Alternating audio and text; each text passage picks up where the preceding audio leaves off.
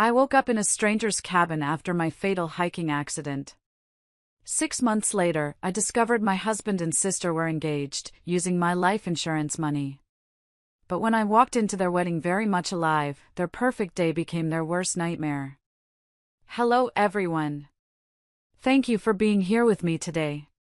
Before I begin my story, I'd love to know which city you're joining us from.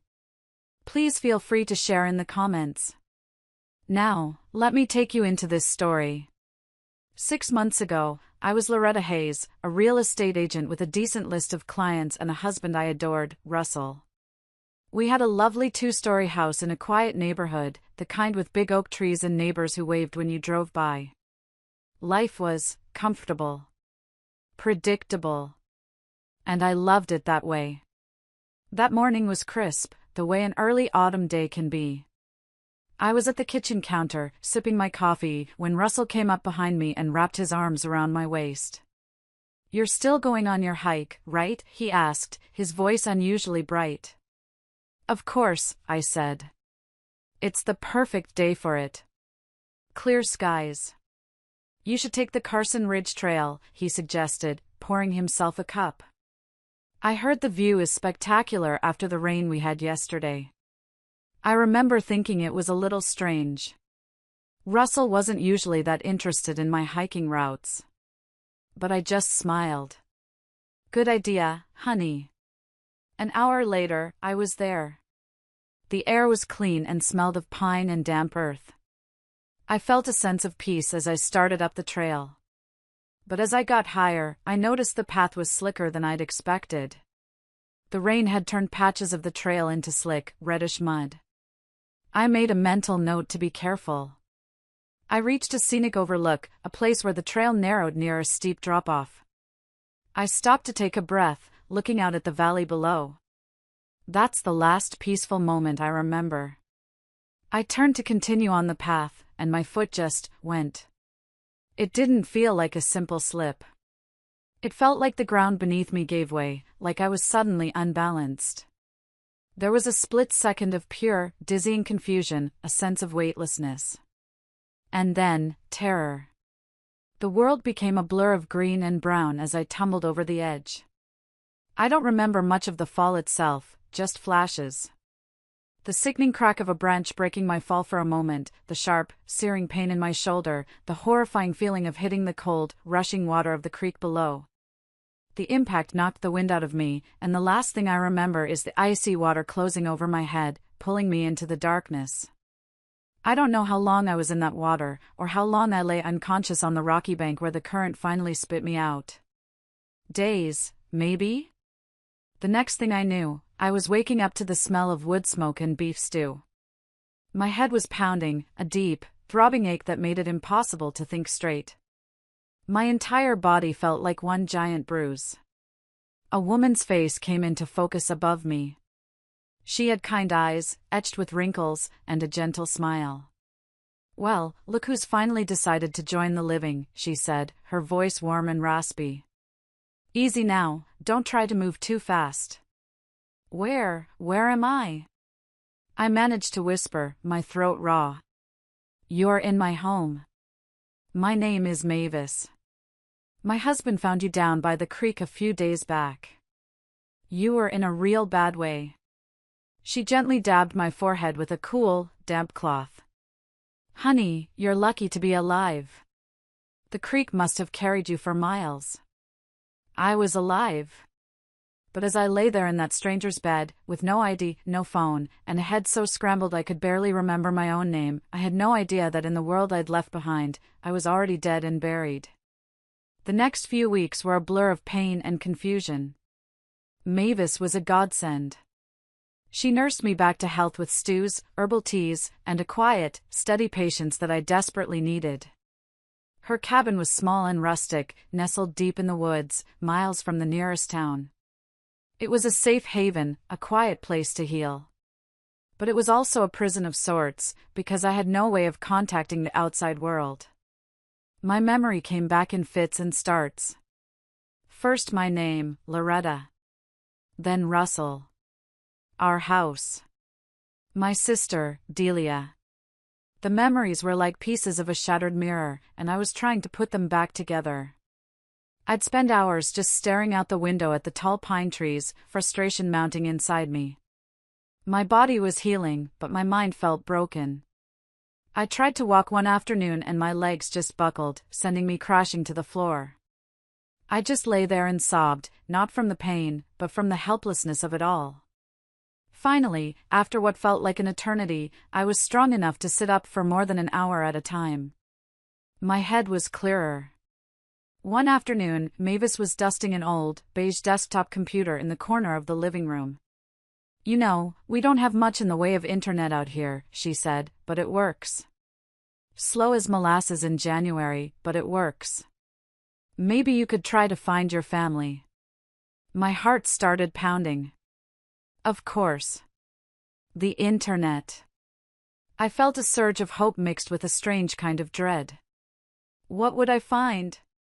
I sat down at the old desk, the plastic of the keyboard yellowed with age. I could hear the loud whirring and beeping as the machine connected to the internet. My hands were shaking as I typed my own name into the search bar, Loretta Hayes. The first result was a local news article. The headline hit me like a physical blow: "Local realtor Loretta Hayes missing, presumed dead after hiking accident." Presumed dead. The words swam before my eyes. I read the article, my breath caught in my throat. It quoted a devastated Russell, who spoke of his unbearable grief. It mentioned a memorial service was being planned. A funeral. They had held a funeral for me. I felt a wave of dizziness. But I kept scrolling. There were pictures of me, articles about the search efforts that had eventually been called off. And then I saw it. An article from a local society blog, posted just a few weeks ago. The headline was sickeningly cheerful: "A new beginning, Andre Hayes finds love after tragedy." My blood ran cold. I clicked the link. And there it was. A picture of Russell, my husband, smiling. His arm was wrapped around my sister, Delia. She was beaming, her hand held up to show off a glittering diamond ring on her finger. The article was short and sweet. It talked about how they had found solace in each other's arms during their shared grief. It announced their engagement, just 3 months after my disappearance. 3 months. I didn't realize I was still holding the ceramic mug of tea Mavis had given me until it slipped from my numb fingers. It hit the wooden floor and shattered, the sound echoing the complete and utter destruction of my world. Mavis rushed in. "Loretta? Honey, what is it?" I couldn't speak. I just pointed a trembling finger at the screen. She leaned over my shoulder, her eyes scanning the article. I heard her sharp intake of breath. "Oh, my lord," she whispered. "That's just not right." Not right? It was a monstrous betrayal. As Mavis helped me clean up the broken pieces of the mug, a single, cold, clear thought formed in my mind. It was no longer about getting back home. It was about something else entirely. I looked up from the floor, my eyes hard. "Mavis," I said, my voice barely a whisper but filled with a new, terrifying certainty. "I'm going to crash a wedding." A few days later, I convinced Mavis's grandson, a quiet teenager with a beat-up truck, to drive me into town. I needed to see it with my own eyes. I gave him the last of the cash I had on me. We parked across the street from my house, our house. It looked exactly the same, but it felt like a stranger's home. We didn't have to wait long. The front door opened, and Russell and Delia walked out, hand in hand. They were laughing about something. He leaned down and kissed her, a casual, intimate gesture that spoke of years of familiarity. It wasn't the kiss of two people finding comfort in grief. It was the kiss of a long-established couple. The sight of it turned my stomach. I knew then that I couldn't just storm in. I needed a plan. I needed allies. And I knew exactly who to call first. I had the grandson drop me off at a convenience store where I bought a cheap burner phone. My hands trembled as I dialed a number I knew by heart. It rang once. Twice. On the third ring, she picked up. Hello? Brenda, don't hang up. It's Loretta. Silence. Then, a sharp, annoyed voice. This isn't funny. Who is this? I had to prove it was me. When we were 16, I said, my voice cracking, you helped me sneak out to see that awful punk band, the Misfits. You wore my denim jacket because your parents would have grounded you for life if they knew where you really were. We told them we were at a school movie night. More silence. And then, a choked sob. Oh my God. Loretta? How? Where are you? I can't tell you yet, Bren. But I need to know something. And I need you to be honest with me. I took a deep breath. How long? How long were they together before I disappeared? Brenda's sharp intake of breath on the other end of the line told me everything. Loretta, I don't know for sure. There were rumors, whispers, but I never wanted to believe them. How long, Brenda? I insisted, my free hand clenching into a fist. She sighed, a sound heavy with guilt. I saw them together. At the Blue Room downtown. It was about 8 months before your accident. My heart stopped. 8 months. While I was planning our anniversary trip, my husband and my sister were sneaking around. They didn't see me, Brenda continued, her voice rushed. I wanted to tell you, Loretta, I swear I did. But I had no proof. I confronted Delia about it later, and she just laughed it off. She swore it was a one-time thing, a stupid mistake, and she begged me not to ruin your marriage over it. 8 months. The words echoed in my head. While I was trying to get our finances in order for a new home, while I was trying to start a family, they were together. The betrayal was so much deeper than I could have ever imagined. Loretta? What are you going to do? Brenda asked, her voice laced with fear. Through the windshield of the truck, I watched as Delia drove away from my house. She was driving my car. The one Russell had probably reported as sold. And she was wearing my favorite cashmere sweater, the one I thought I'd lost. A cold, hard resolve settled over me. I'm going to let them have their perfect wedding planning, I said, my voice devoid of emotion. Let them send out the invitations, pick the flowers, choose the cake. Let them think they've gotten away with everything. And then? Brenda whispered. And then, I said, I'm going to show up at that church, and I am going to give them exactly what they deserve. I hung up before she could say another word. This wasn't just about revenge anymore. It was about justice. Returning to Mavis's cabin felt different this time. It was no longer just a sanctuary, it had become my war room. I spent my nights at her kitchen table, making lists, trying to remember passwords, account numbers, anything I could use. Mavis would set a fresh cup of tea beside me, her eyes filled with concern. Be careful, dear, she warned one night. Revenge can consume you if you let it. I looked up from my notes, meeting her gaze. I'm not letting it consume me, Mavis, I told her. I'm letting it fuel me. There's a difference. And there was. Because to get the justice I needed, I required more information. Brenda's confession was a start, but I needed to know more about what had happened after I was gone. I needed to talk to someone on the inside. I needed to talk to Garrett. Garrett had been Russell's best friend since college, his best man at our wedding. He was a decent guy, but weak-willed, and I always sensed he had a bit of a guilty conscience.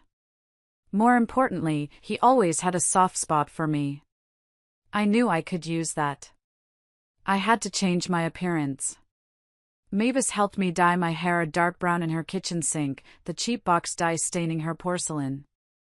I bought a pair of non-prescription glasses with thick frames at a drugstore. I started dressing in baggy, forgettable clothes. It was a strange feeling, trying to become invisible in a town where I once knew everyone. I found Garrett at his usual spot, the corner booth at Jimmy's Bar and Grill, nursing a beer after work. My heart was hammering against my ribs as I slid into the booth across from him. "Hello, Garrett." His beer froze halfway to his mouth. The color drained from his face as if he'd seen a ghost. Which, I suppose, he had. "Jesus Christ," he whispered, his eyes wide with disbelief. "Loretta?" "Keep your voice down," I said, glancing around the bar. "I need to talk to you." "But, they said you were dead." "Yeah, not so much," I said, leaning forward. "Tell me everything, Garrett." "How long did you know?" He set his beer down with a shaking hand. He wouldn't meet my eyes. "I swear, Loretta, I didn't know before the accident." "Not for sure." "But you knew after," I pressed. "When they got together so quickly." He rubbed his face, looking exhausted. "Look, Russell told me there had been something going on, but he said it was over. He told me that about a year before you disappeared. He said it was a mistake, that he ended it." He finally looked at me, his eyes pleading. I believed him. "And after I was gone?" It was like they didn't even try to hide it anymore," he admitted, his voice low. "I confronted him once, told him to come clean, to respect your memory. But you never told anyone else, did you?" "I'm sorry, Loretta." "I should have," he mumbled, looking down at his hands. A waitress approached, and I pulled my baseball cap lower, ordering a whiskey, neat. I was going to need it. After she left, Garrett leaned in closer. "There's more," he said, his voice barely audible. "About your house. Your money." My gut clenched. "What about it?" "Russell, he used your life insurance payout to clear his gambling debts." The words hit me like a punch. Gambling debts? I never knew he had any. "And now," Garrett continued, his voice full of disgust, "he and Delia, they're using what's left to plan this ridiculous, over-the-top wedding.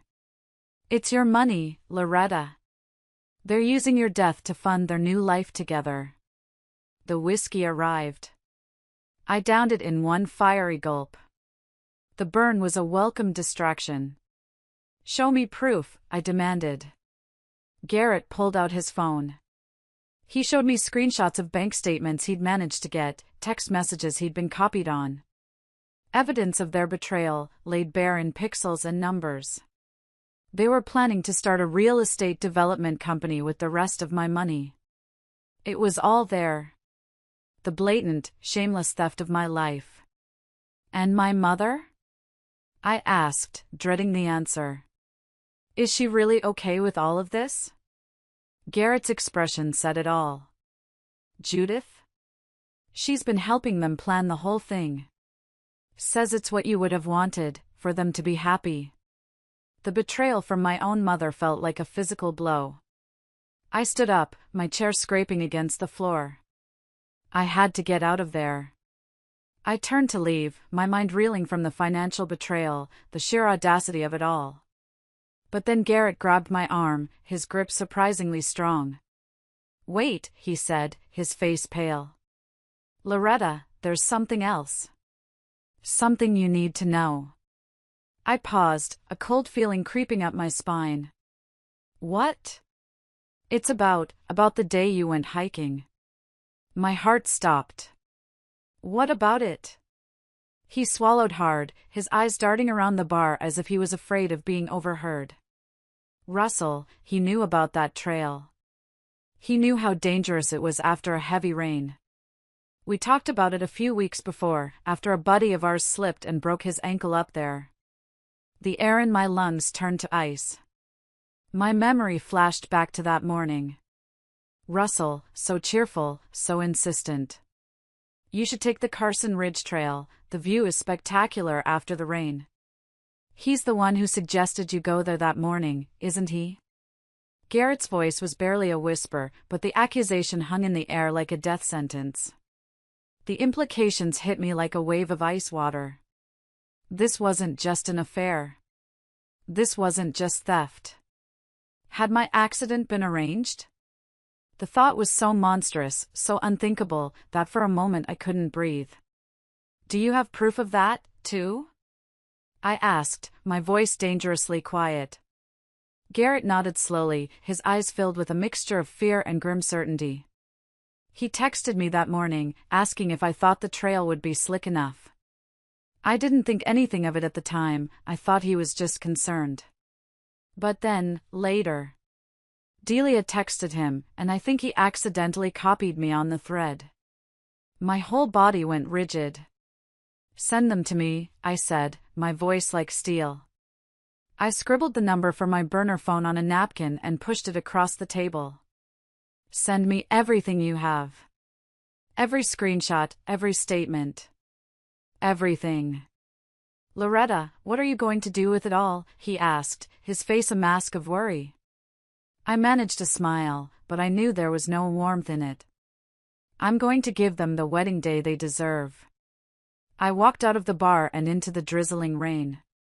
My mind was racing, trying to process the enormity of what I had just learned. If Russell had deliberately sent me to that trail, knowing how treacherous it was, this was attempted murder. My phone buzzed in my pocket. A new message. It was from Garrett. He had already sent the files. I ducked under the awning of a closed shop, my hands shaking as I opened the first image. It was a screenshot of a text message thread. My blood ran cold as I read the words. Russell, trail should be slick enough after the rain. Make sure she goes alone. Delia, are you sure about this? Russell, it's the only way we can be together. Trust me. I had to lean against the cold brick wall for support. My knees felt weak. They hadn't just betrayed me. They hadn't just stolen from me. They had tried to kill me. All for money. All so they could be together without judgment. I closed the messages, a terrifying calm washing over my shock.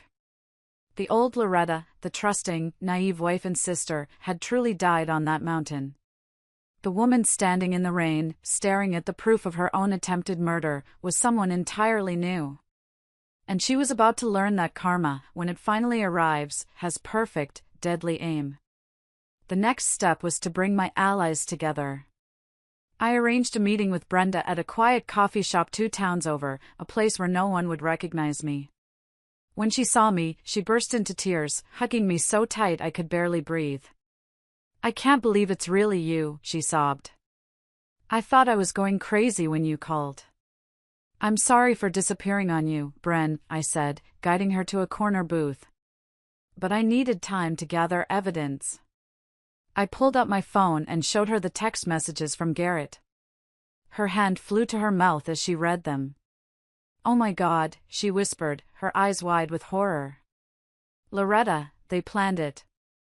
The whole thing. It looks that way, I said, my voice grim. But I need more. Before she could respond, a man in a dark suit approached our table. My heart jumped into my throat until I saw Brenda relax slightly. Loretta, she said, her voice steady, this is Detective Miller. He's been investigating your case. I tensed up immediately. Brenda, you didn't. It's okay, Detective Miller said, his voice calm and reassuring as he slid into the booth. Your secret's safe. Frankly, Ms. Hayes, I've been suspicious of your husband and sister from the start. The timeline of their engagement, the quick insurance payout, it never sat right with me. But I couldn't prove anything. He pulled out a small recorder. And now, I'd like to hear your story. So I told them everything. The hike, the fall, Mavis, discovering the engagement. When I got to the part about my mother, Judith, helping them, Brenda reached for my hand. There's something else you should know, she said quietly. About your mother. That she's supporting them? I already know. No, It's worse, Brenda said, glancing at the detective, who nodded. She's been helping them sell off your things. Your jewelry, your art collection, everything you inherited from Grandma Rose. The coffee cup in my hand cracked under the pressure of my grip. My own mother. Detective Miller made some notes. Legally, without a death certificate, those sales could be considered theft, he explained. We've been looking into Russell's finances for a while. Insurance fraud, at the very least. And now, with this, attempted murder. He then pulled some documents from his briefcase and laid them on the table. We also found something interesting when we dug a little deeper. Your grandmother's will. My head snapped up. What about it? The version filed with the court isn't the original, he said gravely. We found the real one in your grandmother's safety deposit box. He slid both documents across the table. The difference was stark. The real one left her entire estate, a considerable inheritance, to me. The filed version, the forgery, split everything between me and Delia. How? I whispered, staring at my mother's signature on the fraudulent document. Your mother had power of attorney after your grandmother's stroke, Miller explained. She made the switch before filing. So my own mother had stolen my inheritance. And now she was helping my husband and sister sell off assets they technically didn't own. It was a conspiracy, a web of lies and greed spun by the three people I should have been able to trust most in the world. Just then, Brenda's phone buzzed. Her face went pale as she looked at it. You need to see this, she said, her voice trembling. It was a social media post from Delia. A picture of her in a bridal shop, wearing a wedding dress. My grandmother's vintage wedding dress. The one that was supposed to be mine. The caption read, "Final dress fitting. Can't wait to honor my sister's memory by wearing her dream dress on my special day. #wedding countdown #our love wins." And as if that wasn't enough, Brenda added one last, devastating blow. I overheard her talking to your mother yesterday, she said. She's planning to announce at the wedding that they're expecting. The room spun. What? She's 3 months pregnant. 3 months. The math was simple and brutal. They conceived their child while I was fighting for my life in a stranger's cabin, while they were planning their wedding with my money. I want to destroy them, I said, my voice quiet but shaking with rage. Not just legally. I want them to feel what I felt. Detective Miller looked at me, a grim understanding in his eyes. We have enough for arrests now, he said. But if you want maximum impact. The wedding, I finished. Let them have their perfect day. Then take everything. It was a huge risk. But it was the only way to get the justice I truly wanted. That evening, I let myself into my childhood home using a key I knew was hidden under a loose brick by the back door. The house felt alien. Photos of Russell and Delia were everywhere, replacing the ones that used to have me in them. I walked into the darkened kitchen and sat at the table, waiting. An hour later, the door opened and my mother, Judith, came in, humming to herself. She flipped on the light switch, and the humming stopped abruptly. She clutched her chest, her purse dropping to the floor with a thud. Jesus, she gasped. Loretta! You can't keep doing that. Sit down, Mother, I said, my voice flat. We need to talk. About Grandma Rose's will. Her face went pale. I don't know what you're talking about. I slapped both versions of the will onto the kitchen table. The real one, and the forgery. Want to explain this? She stared at the papers, her composure crumbling. Where did you get those? It doesn't matter where I got them. What matters is what happens next. I pushed the real will toward her. You're going to help me, or I'm taking this to the district attorney. You will go to prison. You wouldn't, she stammered. I'm your mother. And Delia is my sister, I shot back. That didn't stop either of you from trying to kill me and steal my life. I didn't know about that, she cried, collapsing into a chair. I swear, Loretta. I only found out after they said you were dead. Russell was so broken up, and Delia was there for him. They were in love. I thought it was fate. I laughed, a bitter, ugly sound. Fate? They planned my death, Mother. And you helped them profit from it. You helped them plan their wedding, helped them sell my things, all while knowing what they did. She started crying, real, heaving sobs, but I felt nothing. No sympathy. No pity. Here's what's going to happen, I continued, my voice like ice. You're going to keep planning this wedding. You're going to make it perfect. Spare no expense. It's my money paying for it anyway, right? What are you going to do? She whispered through her tears. I'm going to give my dear sister the wedding she deserves, I said. The only question is, which side will you be on when it all comes down? She stared at the two wills on the table, her mind clearly racing, weighing her options. Her survival instinct finally won out over any twisted sense of loyalty she had to Delia. She looked up at me, her face streaked with tears, her eyes full of fear. What do you need me to do? First, I said, get me a copy of every financial document you have related to them and this wedding. Every vendor contract, every receipt. Then, I want to know every single detail. The guest list, the seating chart, the schedule, every speech that's planned. And if I do all this, she asked, her voice trembling.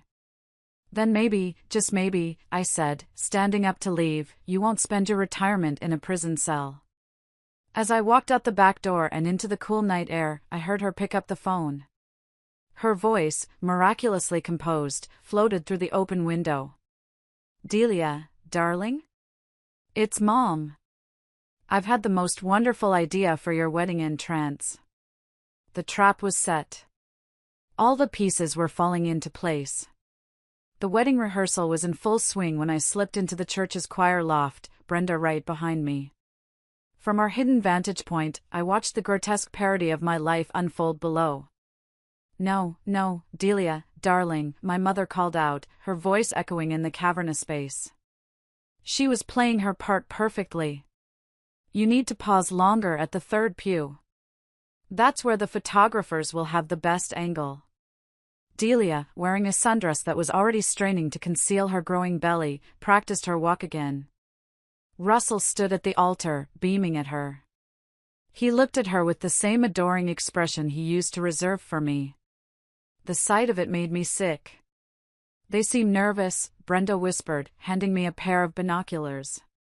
Especially Delia. Good, I said, focusing the lenses on them. Just then, my phone buzzed. It was Detective Miller. FBI team in position. All accounts flagged. Ready when you are. Down below, Delia was having what looked like a heated, whispered argument with my mother. I could just make out her words. I can't do this, Mom. It doesn't feel right. Wearing Loretta's dress, what if? What if what? My mother hissed. Don't be ridiculous. Everything's perfect. Russell joined them, putting an arm around Delia. Babe, we talked about this. It's what Loretta would have wanted. I almost laughed out loud. Instead, I sent a text to Garrett. You're up. Right on cue, Garrett burst through the main church doors, looking appropriately flustered. Russell. We have a problem. It's the permits for the new development. Russell's face darkened. Not now, man. The bank's threatening to pull our funding. Garrett insisted, playing his part beautifully. We need to deal with this today, or the whole thing could fall apart. Fine, Russell grumbled. He kissed Delia's cheek. I'll handle this. You finish up here. After they left, Delia sank into a pew, her head in her hands. My mother patted her shoulder awkwardly. "I'll go get you some water," she said, hurrying away. It was the opening I'd been waiting for. "Stay here," I whispered to Brenda. I slipped down the back stairs and into the main sanctuary, staying in the shadows of the large stone pillars. Delia was alone, muttering to herself. "This is wrong, this is all wrong." "Having second thoughts, sister dear?" I said, my voice echoing slightly in the empty church. She whirled around, her eyes wide with terror. "Who's there?" "Just your conscience," I said, staying hidden. "Telling you what you already know. That karma's coming." "Loretta?" Her voice cracked. "That's impossible." "Is it? Like it was impossible for you to sleep with my husband? To help plan my accident?" No, you're dead. This isn't real." I stepped out from behind the pillar, letting a shaft of colored light from the stained glass windows fall across my face. Her face went ashen. She stumbled backward, making a sign of the cross. You're not real. "Oh, I'm very real," I said, taking a slow step toward her. "And so is all the evidence of what you and Russell did. Every text. Every secret meeting. Every penny you stole." "Please," she whispered, her hands flying to her stomach protectively. "I'm sorry. We can fix this." "Fix this?" I laughed, a cold, empty sound. "Like you fixed my brakes before suggesting that hiking trail?" Her eyes widened in shock. That was a bluff, a detail I'd invented, but her reaction confirmed they'd considered other ways to get rid of me. "That was Russell's idea," she sobbed. "I tried to stop him." "Those texts say otherwise," I said, moving closer until I was standing right in front of her. "But don't worry. I'm not here to hurt you." I leaned in, my voice dropping to a conspiratorial whisper. "I'm here to promise you something." "What?" she whimpered. "The perfect wedding day you deserve." I smiled, and she shrank back in terror. "Sleep well, sister. I'll see you at the altar." I melted back into the shadows just as my mother returned with a glass of water. Delia was hyperventilating. "Mom, I saw her. Loretta's alive. She was here." "Don't be ridiculous," my mother said, but I could see her hands were shaking. "You're just nervous." From the balcony, I watched my mother lead my hysterical, sobbing sister away. My phone buzzed again. It was Miller. Russell took the bait. He's trying to move money between accounts right now. Perfect. Let him dig his grave just a little bit deeper. The night before the wedding, I sat in Brenda's guest room. The air was thick with anticipation. On the bed lay my grandmother's jewelry box, one of the few things my mother had somehow forgotten to sell. Brenda came in with 2 glasses of wine. "Everything's ready," she said, her voice a mixture of excitement and nerves. "Miller has teams at every exit." Garrett planted the doctored financial documents in Russell's office for the FBI to find. Even your mother came through with the final seating chart changes. She hesitated, swirling the wine in her glass. "Are you sure about this, Loretta? It's going to destroy them." "Completely." I opened the jewelry box and pulled out my grandmother's sapphire ring, the one I was supposed to wear on my wedding day. "They tried to kill me, Brenda," I said, my voice low and steady. "They stole my life, my money, my future. Tomorrow, they're going to know exactly how that feels." Just then, my phone rang. The screen displayed Delia's name. We both stared at it. "Answer it," Brenda urged. "Find out what she wants." I put the phone on speaker. "Hello, sister." "Loretta," she slurred, her voice thick with alcohol and tears. "I knew it was you in the church. I'm not crazy. Having some pre-wedding jitters?" I asked coldly. Please, she started crying, a desperate, pathetic sound. Don't do this. Whatever you're planning for tomorrow, just don't. And why shouldn't I? Because I'm pregnant, she sobbed. Please, Loretta. Think about your niece. Or nephew. I gripped the phone tighter, my knuckles turning white. You mean the baby you conceived with my husband while I was supposedly dead? The baby you planned to raise on my stolen inheritance? I love him, Loretta. We never meant to hurt you. Really? Those text messages about the hiking trail suggest otherwise, I snapped. There was a moment of silence, then she whispered, that was Russell's idea. He said it would look like an accident. That we could be together without anyone judging us. I was weak, I was stupid, but I've been paying for it every day. I see you everywhere, Loretta. In my dreams, in mirrors. I can't escape what we did. Good, I said, twisting my grandmother's ring on my finger. Then tomorrow should feel very familiar. I hung up as she started pleading again. She sounds terrified, Brenda said, watching me carefully. She should be, I replied, walking over to a garment bag hanging on the back of the door. I unzipped it, revealing my grandmother's original wedding dress. The real one. Brenda gasped. How did you get that? Mavis's granddaughter works at the dry cleaners, I explained, running my hand over the vintage lace. She switched them last week. Delia will find out tomorrow morning that her altered version is gone, and this one won't fit. My phone buzzed. A text from Miller. Russell just tried to empty all accounts. Everything's frozen. He's panicking. Another text, this time from Garrett. He's drinking heavily at Jimmy's. Talking about running. Should we stop him? Brenda asked. No, I said with a grim smile. Let him show up hungover. It'll make everything so much better. A knock at the door made us both jump. It was my mother, Judith, looking haunted.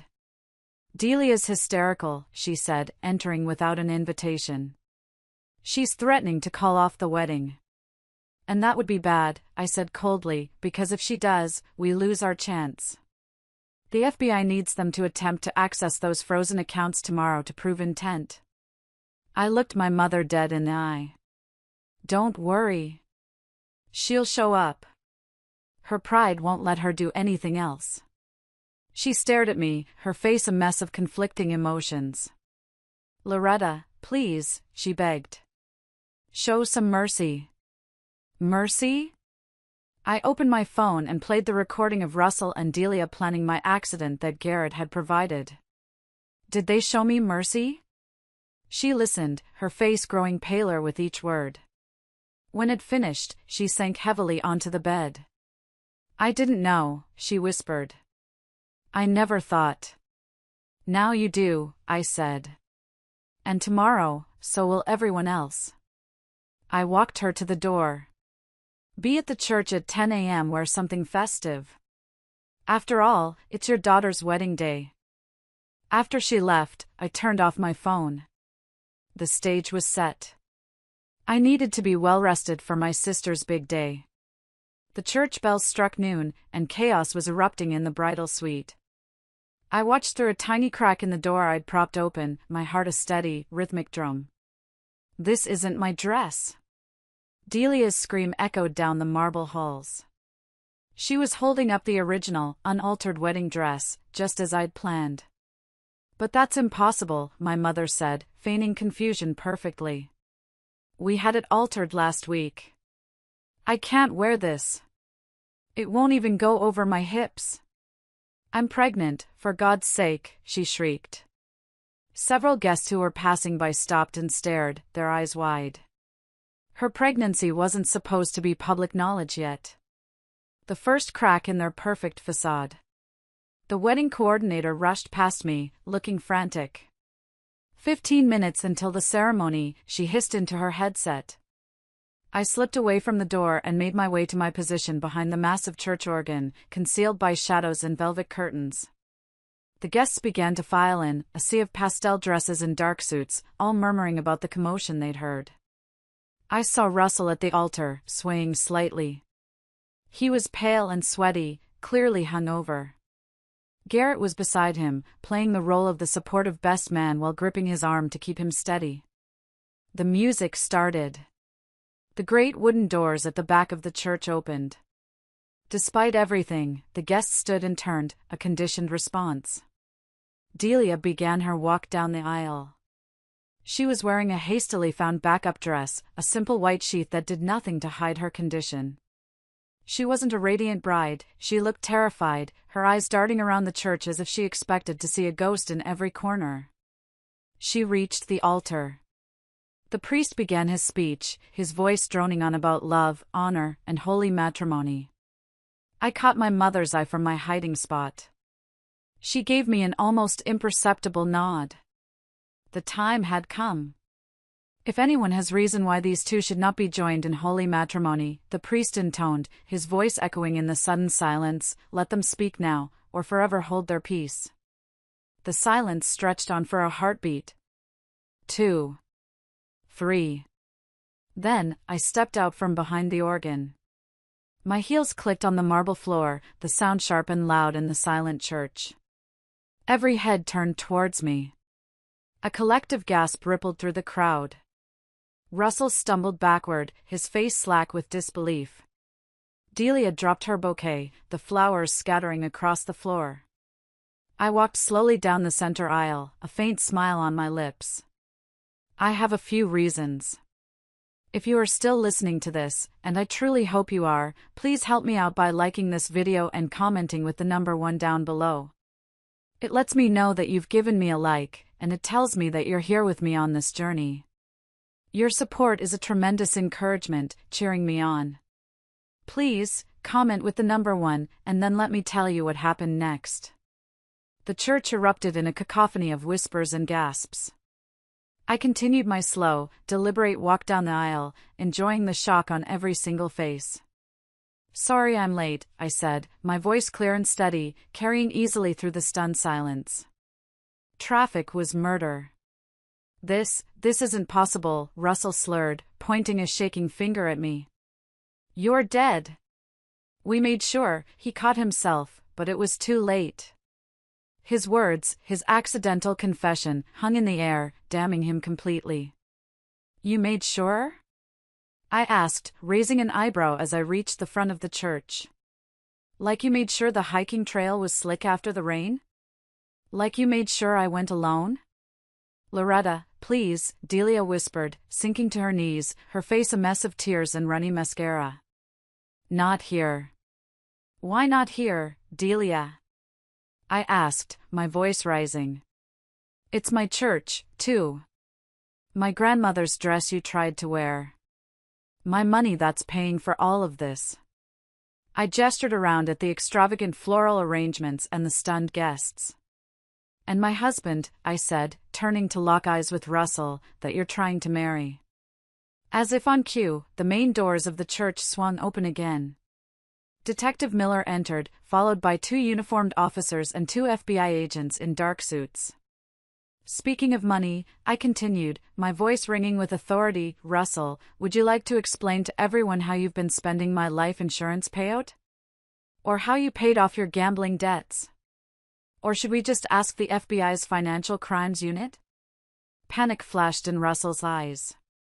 He bolted, making a run for the side door. But the agents were faster. They tackled him before he made it halfway, cuffing him as he struggled and cursed. And Delia, I said, turning to my sister, who was now just a crumpled heap on the floor. Should we tell everyone about the text messages? About how you helped plan my accident? I didn't. I never meant to, she sobbed. Show them, I called out to Brenda, who was up in the choir loft. The large video screen that had been set up to display wedding photos flickered to life.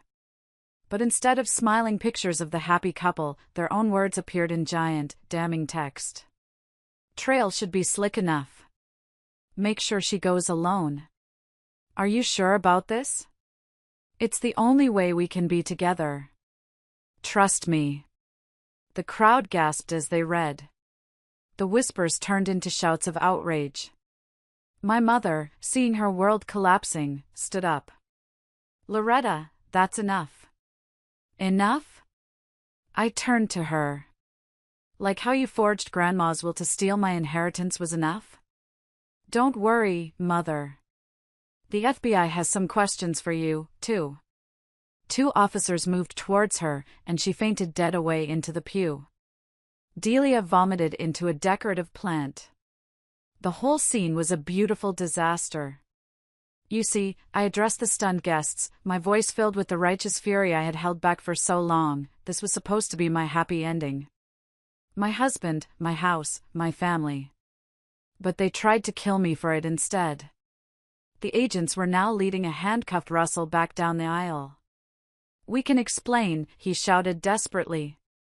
Oh, you'll have plenty of time to explain, I said calmly. To the FBI, to the DA, to a jury. I walked over to the collection plate by the door, where the agents were holding him. I pulled my grandmother's sapphire ring from my finger. Remember how you always said I was too trusting, too naive? I looked him straight in the eye. Turns out, I learned from the best about betrayal. I dropped the ring into the brass plate. It landed with a soft clink. Consider it a donation, I said to the priest who was staring, dumbfounded. God knows you both need the prayers. As they were led away, a crying, handcuffed Delia and a struggling, swearing Russell, Brenda appeared at my side. Was it worth it? She asked softly. I watched as the police cars pulled away, their sirens beginning to wail. I saw the reporters who had been tipped off rushing in, their cameras flashing. I looked at the toppled wedding cake, a perfect metaphor for the day. They tried to steal my life, I said, straightening my jacket. I'd say this was exactly what they deserved. The courthouse steps were crowded with reporters as Russell and Delia were let out in handcuffs after their sentencing a few months later. I watched from across the street, sipping coffee with Brenda and Detective Miller. 15 years each, Miller said, taking a sip of his own coffee. Plus full restitution of all stolen assets. The DA said it was one of the easiest convictions she's ever gotten, especially after Russell tried to blame everything on Delia during the trial. I watched my sister stumble on the steps. Her baby bump was more visible now, though prison uniforms weren't particularly flattering. She was set to be transferred to a different facility with a maternity ward. The thought of that baby, my niece or nephew, being born in prison, was a complicated one. I tried not to think about it too much. What about my mother? I asked. House arrest and supervised probation, given her age and failing health, Miller checked his notes. She had to sell her house to pay back the estate she defrauded. Your full inheritance has been restored. He handed me an envelope. The FBI finished processing your accounts. That's everything they stole, plus interest and civil penalties. The number inside made me blink. I was a wealthy woman, but the money felt secondary. Just then, Garrett jogged up to our table. He testified against Russell and was now trying to rebuild his own life. You need to see this, he said, handing me his phone. My mother, looking frail and old, was giving a televised interview from her living room. I failed both my daughters, she said, her voice weak. I chose the wrong side, believed the wrong stories. If Loretta never forgives me, I'll understand. Turn it off, I said, handing the phone back. I'd heard enough apologies. Have you heard from Delia? Brenda asked gently. Just letters. Saying she's sorry, over and over. She asked to see me. And? No, I said firmly, watching the last police car pull away. She lost that right when she helped plan my murder. Some things don't deserve forgiveness. I stood up, feeling a sudden restlessness. The anger that had fueled me for months had cooled, leaving a strange kind of emptiness in its place. I'm tired, I admitted. Tired of being angry. Then stop, Brenda said, squeezing my hand. You got your life back, Loretta. Your money, your freedom. Don't let them take up any more space in your head. My phone buzzed. It was a message from Mavis, the woman who had saved me. Cabin's always open if you need some peace. Peace. What a concept. Suddenly, I knew exactly what I needed to do. I bought a ticket, I said, a real smile forming on my face for the first time in a long time. To where? Brenda asked. New Zealand. That hiking trip I always wanted to take. It felt fitting. To start over in a place known for its beautiful, treacherous trails. To reclaim the very thing they had tried to use to destroy me. Are you running away? Garrett asked. No, I said, feeling a weight lift from my shoulders. I'm moving forward. They'll be in prison. My mother will live out her days under house arrest. The money's back where it belongs. It was time to write my own story now, one without revenge in every chapter. I looked down at my hand. I had retrieved my grandmother's sapphire ring from the church collection plate. It was never about the money or the ring itself. It was about the truth. And now, the truth was out. I slipped the ring on my finger. It felt right. As I walked away from the courthouse, leaving my friends and the ghosts of my past behind, I felt a sense of profound freedom. Ahead of me lay mountains to climb, trails to explore, and a life reclaimed. A life I would live on my own terms. This time, no one would write my ending but me.